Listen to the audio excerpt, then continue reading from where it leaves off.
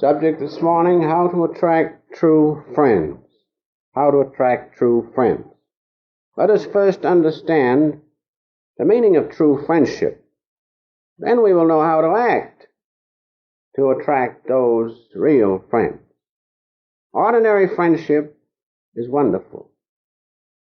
But that friendship between souls based on divine love, unconditioned divine love, is divine.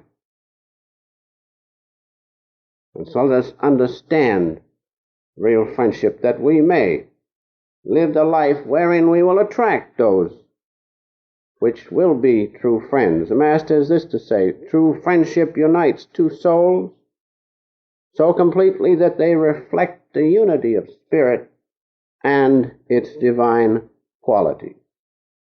It is most fitting, I think, at this time to read perhaps just a portion of the Master's poem on friendship. Because in that poem, I hope you will read it all, I'll read portions of it, in that poem he shows what real friendship is. He says, friendship is noble, fruitful, holy, when two separate souls march in difference, yet in harmony, agreeing and disagreeing, glowingly improving diversely, with one common longing to find solace in true pleasure. When ne'er the lover seeks self-comfort at the cost of the one beloved, then in that garden of selflessness, fragrant friendship perfectly flowers. Friendship must be unconditioned, selfless, to be true friendship.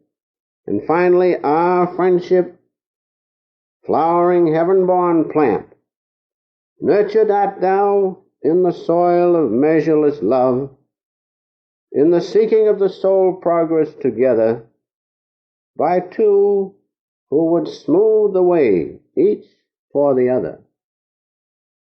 And thou art watered by attentions of affection, and the tender dews of inner and outer sweetness of the inmost, selfless heart's devotion.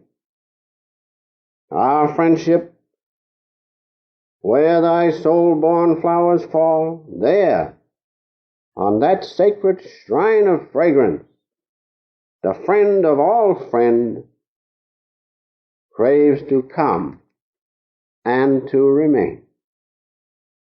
So real friendship is based on that aspect of God, divine love. And if we inculcate that in our relationship, that is true friendship. And if we act as such, live as such, live the life that the Master lived, the matrix of which was divine love, then we will attract the right friends. If you live a life where conditioned love rules, you will attract just those friends who are governed by conditioned things rather than the unconditioned divine love of God.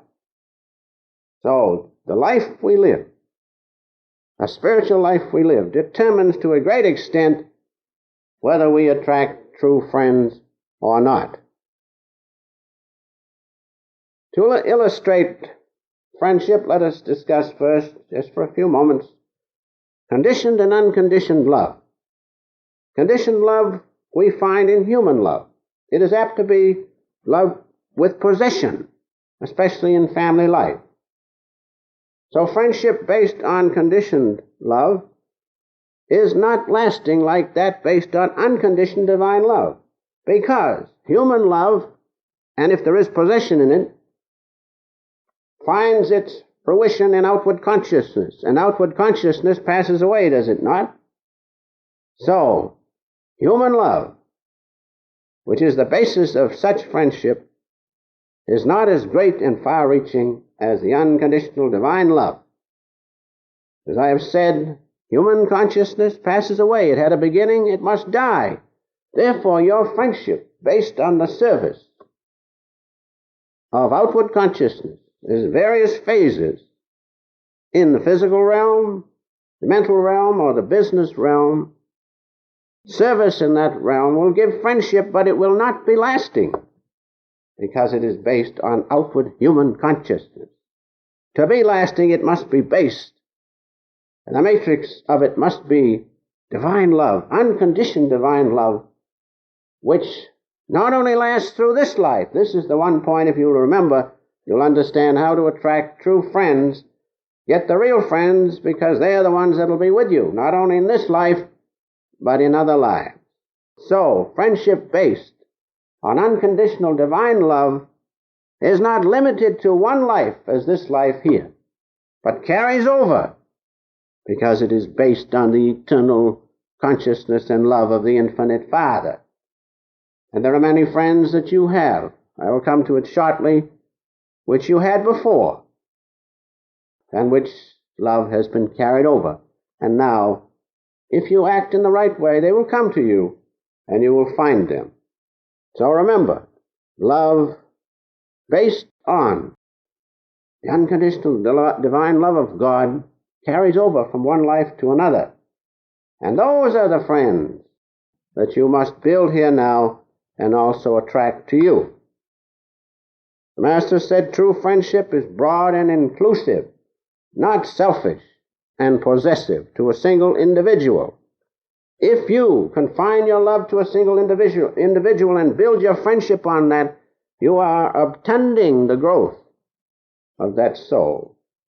But if you lift that from personality worship into God's love, instead of losing that person, you will secure them in the greatest security that we can have, the divine love of God. So those of you who are afraid of losing a friend or the friendship of a friend, forget it. Give it to God. Lift that person up. See in that person God's great presence as divine love. You will not lose that friend. That friendship will grow into the greatest thing, because then it will be based on not the transient worldly consciousness, but on the unconditional, eternal love of God. And so there's nothing to fear except to break the delusion, to get rid of the idea of possession. And God, who gave you even ordinary friends, will be with you more and more, in a greater and greater degree, in that true friendship based on unconditional love. So the best way to understand friendship is to understand the source of all things, the one eternal light from which all things have come. If you see and know that one reality, God's eternal light and love, then that changes the heart. Then you will see in your friends that unconditioned love of God and realize that they are children of Him just as you are. And then your love will not be narrow and circumscribed, filled with possession. It'll be broad, filled with the omniscience of God, His great consciousness, His great love. That is the kind of friendship that you must have. If you live that life with the friends you now have, you will attract true friends, because true friends, remember, have in their relationship with you the matrix of the unconditional divine love of God. That's why the Master, the Guru, is the greatest friend, because his friendship with you is based on unconditional divine love of God. He has no personal motive, no possession. His aim is to do for you the best he can, to lift you the highest. And as friendship is based on mutual service, that's the greatest service he can do for you, is to lift you from delusion into the great light of God. You remember Sri Yukteswarji's words to the Master even, when he said, God sent me to find you and to offer my love to you and to lead you back home to Him. Isn't that the most wonderful thing? That's the greatest service. And remember, true friendship is based on that uncircumscribed love of God, divine love. Now a great opportunity to attract true friends is open to us by cultivating friends of past incarnations. friends of past incarnation. Why? Because they are tested and tried. And being friends of that type, their love was based on unconditional love of God. Therefore, it carries over. So those friends are right here. The friends that you had before of past incarnations, they are right ready to come to you. God sends them to inspire you from the distant past with his great love. They are there waiting for you to once more enter into that true friendship. So remember, if you are to attract true friends, those friends of past incarnations, which you can recognize in certain ways, as I will point out in a moment, are the best because they're tested and tried. They've been through the fire. The thing is how to find them. They're right here near us. There are certain ways in which to recognize them and draw them to you. As the Master says, I like to repeat his words once in a while, it is God who comes to you in the guise of a dear, noble friend to inspire you. Why not? God is the sole doer. Our greatest friends are those in which the relationship is nearest to God. So they come. They come to inspire us once more, unite with them, that we may once again keep on our path back to God. Now, the Master has said this: God loves us so wonderfully and silently, and, he says, through the hearts of his devotees. So that's the thing. Base your friendship on that. Have those friends in which you feel God in them, not friends in which the little petty things are always bobbing up and breaking that wonderful relationship. Of course, we have to put up with it, but get out of it. Place your friendship on a sound basis of God's divine love. I have a letter here which I would like to read just part of it from the Master about real friendship. When he says this, there evidently was a little trouble between us, a little, these things come up between friends. What of it? We have to rise above it. So he says, now please henceforth make this solemn vow, and I think we all can do this, not to be disturbed by these trifling things. Raise your souls above them. Pity people who constantly delve in such things. Make a vow that our love will never be questioned by our heart.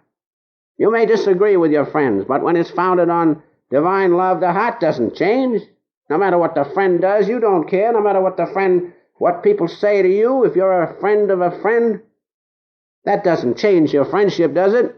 If the friend falls down in the gutter, does that change the fact that he is your friend? No. So the Master says, make a vow that our love will never be questioned by our hearts, nor be disturbed by anything or anybody else. That is too sacred to be disturbed in this way. Friendship is of God. True friendship is of God. And it is so sacred, it should not be disturbed by any such petty things as go on between people as we look about us. So remember the Master's words, be not disturbed by petty things. Your love is based on something far greater, God's great love, his eternal presence. Now about these friends from past incarnations, there are certain ways in which you can recognize them. That is, many people you meet daily, do you not? But you're not attracted to many. But nevertheless, you have to learn to love them all, whether you like them or not. And that comes when you realize the one common Father and that they are a ray of that one light of God just as much as you are. When you realize that, you can love them whether they hate you or not. What do you care? The Master says, people hate me. I don't retaliate, I just wait. Send them love until they change. Isn't that wonderful? Why should we go down to their level? We should not. So, now to the test of those friends of previous incarnation. Now, if they are a true friend of a past incarnation, they will unconditionally come back to you in spite of misunderstandings. They won't throw you away and leave you. They will come back in spite of the greatest misunderstandings. Isn't that true friendship? You take two people who are united, their souls are united, they have misunderstandings, but they always come back. They always come back because their love is based on the unconditional love of God, which is all forgiving. So that's one way you can recognize these friends of past incarnations. In spite of your differences, they will always come back for more. Remember that. Now, another way is this. They will have an unconditional regard for you no matter what you do. No matter what you do, they will still feel for you. Now, your enemies, you can do the greatest good. They're still your enemies and they hate you. The friends that you have, you can do the worst things. That doesn't change them. They're still the same. That's real friendship. Now, if you want to attract true friends, act like that. When people talk about your friends, you don't change, you won't change if you're a real friend to them, because people talk all the time. But we must keep that steady relationship based on divine love. Then we will not change. So we can remember, we can recognize these friends of past incarnations by remembering that when you do something, no matter what you do, their opinion doesn't change. They remain the same. Think of the Master's words, Sri Yukteswarji's words to the Master. I have come because God sent me to bring you back home. And another thing he said, if I fall, imagine it, the great Sri Yukteswarji, if I fall, please lift my head once more into your lap and take me back home to God's omnipresence. That's real friendship. When a person is down, that's when they need your friendship. And real friends recognize that. So when you see a person you meet, and you see that quality in your friend, realize he is a friend of a previous existence. And finally, another way we can recognize the friends of past incarnations is this. This is very important. When, after a short acquaintance, you always know how they're going to act. You don't know whether they're going to jump this way or that way or this way. You know they're going to jump that way. They're friends of past incarnations. You know what they're going to do. You know that they're going to be true and loyal and that they will not betray your confidence. Those were your friends of a long time ago, perhaps. You always know after a short while how they're going to act. But those in which you don't know how they're going to jump, watch out. They're not perhaps friends of a previous life, but the real friends, you're sure. You're sure of them, no matter what comes up. And when people talk about you, they go to your friends, the one that you know how he's going to react, and will always be the same. He's your true friend. And that friendship which you have with him is based on God's great love. And so, the truest way to attract friends, true friends, is to base that friendship on the unconditional love of God. Then everything merges into his great love. So great is his compassion for us all, that no matter what the differences are between friends, it will be dissolved and resolved in that one great love of God. That's the wonderful part of friendship, but if a friend does not have that in his heart, he cannot realize that. He cannot be your true friend. That's why if you want to attract true friends, live the life. Live the real life of true friendship. Live the life, as I have said, as the Master lived.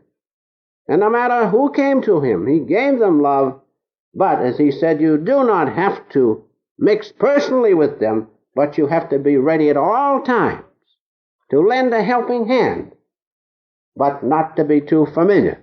Now that brings in the question of familiarity, which is very important. That's a great danger, familiarity. Familiarity breeds contempt, is sure, and a positive statement. We must preserve the dignity of the soul. Now, if you have reached a certain stage of consciousness, you can mix as Jesus did with the publicans and sinners, and it didn't touch him. But until you reach that point, you must watch out for familiarity, because it's a law. Why it is, I don't know. But if you become too familiar with people, then the familiarity breeds contempt. It's a natural law. If you keep the dignity of the soul, and above all, if you have the realization of God's light and consciousness, naturally, familiarity will not count at all. You can be familiar as you want. But unless you have that, watch out, because the dignity of the soul is lost. Keep that reserve. Keep that dignity as you should want others to be to you. You may not want them, as they say, in your living room all the time. That's all right. We have a right to our privacy. But if there's any trouble and they need help, be ready to give it to them. That's all that God demands of us. He does not demand that we take everybody into the front room.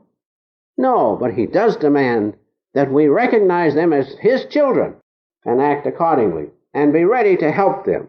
Now, true friends are different, because between true friends, the realization of divine love is understood.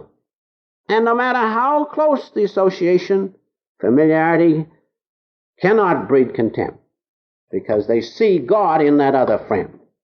So if you want to attract true friends, live that life. Be to others as the Master has been to us. Set that example, then you cannot help but attract true friends. And finally, I'd like to read in closing from another of the Master's letters, illustrating this wonderful condition of divine love and friendship. And if your friendship is based on that, both souls are united in the one great soul of God. Then we are friends in the kingdom. Jesus said, my kingdom is not of this world. It is not of conditioned consciousness. He should have said, could have said, my kingdom is of unconditioned consciousness, unconditioned divine love. So if you base your friendship on that unconditioned divine love of God, your friends will also be members of the kingdom of God. My kingdom is not of this world. My kingdom is of spiritual consciousness, wherein the matrix is divine love. And in our colony, and between individuals, there can be that relationship of divine love. The matrix can be divine love. It is in the colony, in spite of all our differences. When you look underneath, you will see that one cementing thing, the great matrix of God's love. That's why it will last. The Master's work will last, because it is based on divine love. And He said, when I am gone. Someone said, what will we do, sir, when you're gone? He said, when I am gone, there's only one thing that'll take my place, and that is love. And so, in all SRF work, in the colonies, it is based on the divine love which the Master exemplified. That's why our friendship is as it is. We have our differences. Everybody will have differences. You cannot help that. But when you resolve those underneath, you will find that steady flow of God's great love. So, base your friendship on that, and it will be eternal and everlasting. And remember, there is no greater example than that given by the Master. When I am gone, what will take my place? Love. Why? Because He gave that.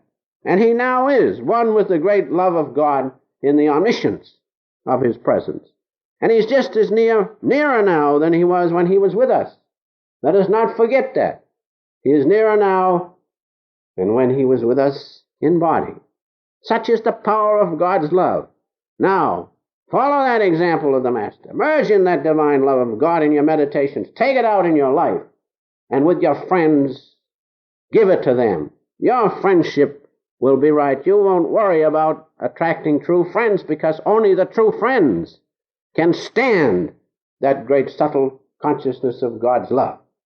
So high is the vibration, you needn't worry. Nothing can stand against that. So base your friendship on that. Live the life. Be one as the Master did. Living with God, you will attract true friends. And in closing, just a word from one of his letters. And you will understand what real friendship is. If you have a friend, you want to be real to them, remember this. Many times you have been a great friend in need. You shall ever find me, says the Master, when your highest need comes, at the end of this drama of life. When you reach the end of the trail, the greatest friend you can have is the one that will be there waiting to lift you up into God's presence consciously. Such is the service the Master gives to those who are true to him and are loyal. So the Master is the greatest friend. So he says, when you need me most, at the end of the trail, I'll be there. Keep faith steadily. So let us follow the Master, live the life he did. Feel God's presence in you. Feel his divine love. Give it to others. You won't have to worry about attracting true friends.